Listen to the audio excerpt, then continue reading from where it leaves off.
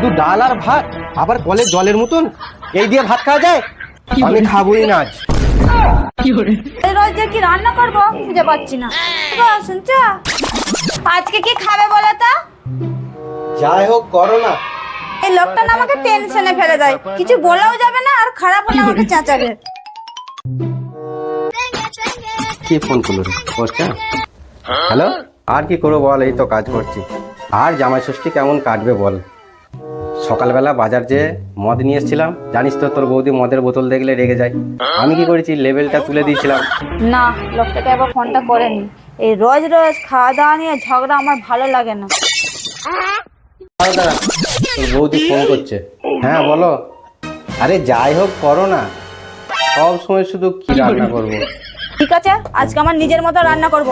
যদি এসে আমাকে কিছু বলে তারপর ওকে আমি দেখছি। তারপর কি হয়েছে জানিস, লেবেলটা তুলে দিয়েছিলাম, দিয়ে এবার ঘরে এসেছি, আর্জেন্ট ব্যাপারই ফোন করেছে, আমি দোকানে চলে এসেছি। এবার সর্ষের তেল ভেবে তোর বৌদি কি করেছে, মাংসের তরকারিতে ওইটা দিয়ে দিয়েছে। আর জামাই ষষ্ঠী খাওয়া একদম গুষ্টির ষষ্ঠী হয়ে গেল রে। হ্যাঁ ঠিক আছে, চোখ আবার পরে কথা বলো, কাজ করি। ওটাও বাইলো রে, খিদে পেয়ে গেছে, 2টো বেজে গেছে। না ঘর চল যায়।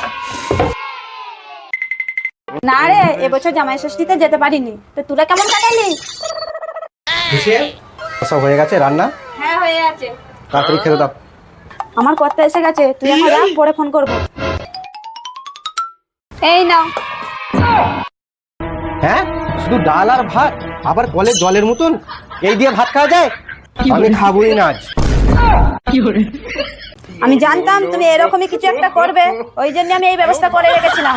আমি যখন জিজ্ঞেস করলাম যা হোক করো যা হোক করো, আমার যেটা মনে হয়েছে আমি সেটাই করে রেখেছি, চুপচাপ খাও। টুসি, একটা ডিম ভেজে দাও না।